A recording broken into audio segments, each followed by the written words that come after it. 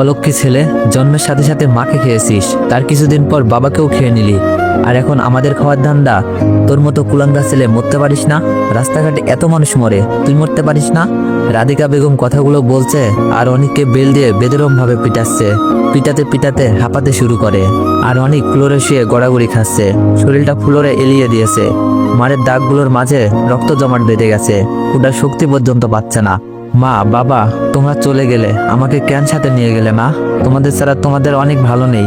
চাচিমা প্রতিদিন নানা অজুহাতে আমাকে মারে। মা ও বাবা, আমি সহ্য করতে পারি না, জানো, খুব কষ্ট হয় আমার।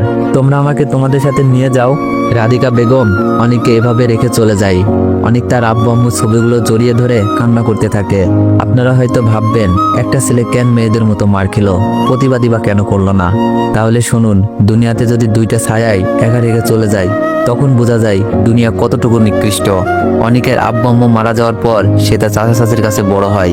চাচার সামনে রাধিকা বেগম অনেককে অনেক আদর স্নেহ করার অ্যাক্টিং করে, আর চাচা অফিসে চলে গেলেই অনেকের উপর অত্যাচার শুরু হয়। অনেক মুখ বুঝে সব সহ্য করে, কারণ ছোট থাকতেই ভয় দেখিয়ে দেখিয়ে বড় করা হয়েছে। ঘরে রান্না থেকে শুরু করে কাপড় কাচা সহ যাবতীয় কাজ অনেককে দিয়ে করায়। রাধিকা বেগমের একটাই মেয়ে, নাম সাদিয়া। মেয়ে খুব অহংকারী, তবে সে অনেককে অনেক পছন্দ করে। অনেক সাদিয়াকে তেমন পাত্তা দেয় না, টিউশনি করিয়ে নিজেই নিজের খরচ বহন করে। এইবার ভার্সিটিতে উঠেছে অনেক, তার খুবই ইচ্ছা পড়াশোনা করে অনেক বড় কিছু হওয়ার, কিন্তু সবার কি আর সব ইচ্ছা পূরণ হয়? রাত 9:30 সই সই অনেক রুমে মরার মতো পড়ে আছে। অনেককে এভাবে বেরমভাবে পিটিয়ে চলে যাওয়ার পর আর এসে দেখেনি ছেলেটা মরে গেছে নাকি জীবিত আছে। অনেক জ্বরে কাতরাচ্ছে। বাহির থেকে আকরাম সাহেবের কণ্ঠস্বর শোনা যাচ্ছে। মনে হয় আকরাম সাহেব মানে তার চাচা অফিস থেকে চলে এসেছে। চাচা তাকে অনেক আদর স্নেহ করে। রাধিকা, অনেক বাবা কোথায়? আজ তাকে দেখছি না। প্রতিদিন তো অনেক দরজা খুলে দেয়, তাহলে আজ তুমি কেন? অনেক কোথায়? আকরাম সাহেবের কথায় রাধিকা বেগম চুপচে যায়। আমতা আমতা করে বলে, অনেক আজ তাড়াতাড়ি শুয়ে পড়েছে, তার নাকি ঘুম পাচ্ছে, তাই আমি আর না করিনি। আকরাম সাহেব বলল, আচ্ছা ঠিক আছে, বাবা মা মরা ছেলেটাকে কোনো রকম কষ্ট দিও না, দেখে রাখিও। আমার ভাইয়ের রেখে যাওয়া শেষ স্মৃতি অনেক। আর সাদিয়া কোথায়? ও, ভুলেই গিয়েছি, আমার নবাবজাদি কন্যা তো সন্ধ্যার সময় দরজা বন্ধ করে ঘুমিয়ে পড়ে। দাও, খাবার দাও, আমিও উঠি, শরীরটা অনেক ক্লান্ত। আকরাম সাহেবের কথায় রাধিকা বেগম খাবার বেড়ে দেন। উনি খাবার খেয়ে রুমে চলে যায়। রাধিকা বেগম হাঁপ ছেড়ে বাঁচে। অনেককে আকরাম সাহেব খুবই আদর স্নেহ করেন। যদি কখনো শুনে রাধিকা বেগম অনেকের উপর এমন টর্চার করে, তাহলে ওনাকে আস্ত রাখবেন না আকরাম সাহেব। রাধিকা বেগমের রুমে চলে যায়। আকরাম সাহেব সকাল 7টায় অফিসের উদ্দেশ্যে বের হয়ে যায়। ফরজের আদান শুনে অনেক আস্তে আস্তে চোখ খুলে বসে। এখন শরীরটা একটু ভালো লাগতেছে। রাতে তো শরীর নাড়াতেই মুশকিল ছিল। অনেক আস্তে আস্তে উঠে ওযু করে ঘরেই নামাজ পড়ে নেয়। আজ আর এই অবস্থায় মসজিদে যেতে পারবে না। নামাজ পড়ে শরীরটাকে বিছানায় এলিয়ে দেয়। কি রে অলক্ষীর বাচ্চা, বাজে কয়টা? উঠ, এত বেলা করে ঘুমালে বাজার করতে যাবে কে? বুয়ার রান্নার কাজে কে হেল্প করবে? উঠ, সাদিয়ার কলেজ আছে। রাধিকা বেগম কথাগুলো বলছে আর অনেককে পা দিয়ে নাড়া দিচ্ছে। যখন দেখতেছে অনেকের কোনো রেসপন্স নেই, তখন অনেকের গায়ে এক বালতি পানি ছুঁড়ে মারে। অনেক লাফ দিয়ে উঠে বসে। চাচিমার দিকে একবার তাকিয়ে বলে, চাচিমা, আমার শরীরটা ভালো নেই, প্রচন্ড ব্যথা আর জ্বর, অনেক গা পুড়ে যাচ্ছে, প্লিজ অন্য কাউকে দিয়ে কাজগুলো করান। নিলয়ের কথা শুনে রাধিকা বেগম আগুন হয়ে কষিয়ে একটা থাপ্পড় মেরে বলে, অলক্ষীর বাচ্চা, কাজে ফাঁকি দেওয়ার ধান্দা, যা কাজ কর গিয়ে।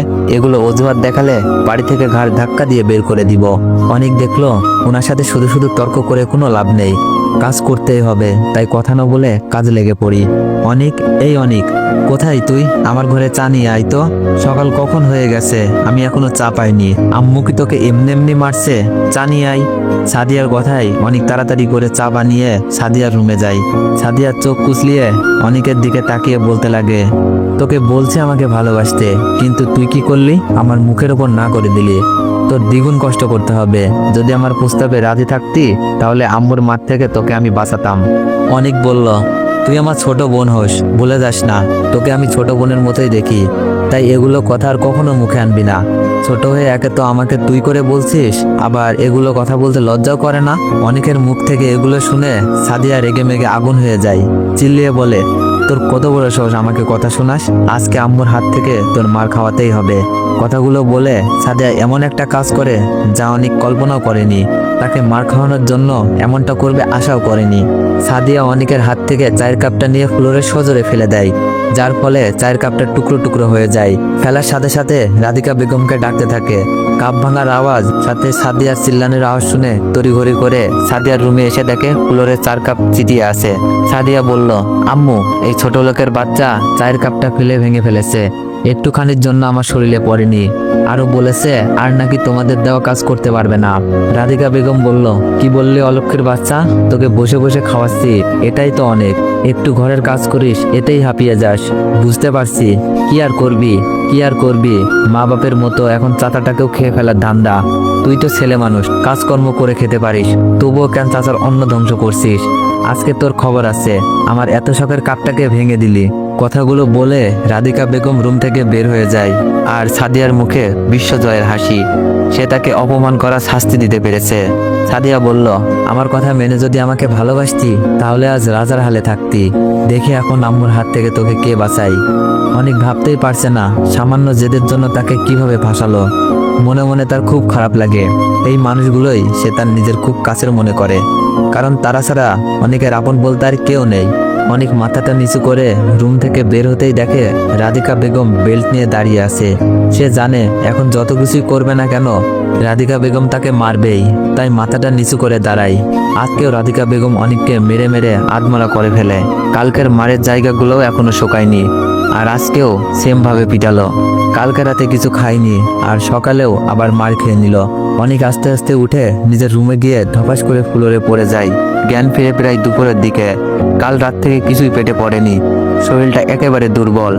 আস্তে আস্তে উঠে রান্না করে খাবার কিছু আছে কিনা দেখতে যাই। অনেক খোঁজাখুঁজির পর এটো ভাত তরকারি পাই। কিছু করার নেই, এগুলোই খেতে হবে। খাবার খেয়ে রুমে গিয়ে একটু পড়তে বসে। আজকে তাকে ভার্সিটিতে ভর্তি করিয়ে দেওয়ার কথা ছিল। বিকেলে 2টা টিউশনি করে একটা গার্ডিয়ানের বাবা খুবই ভালো।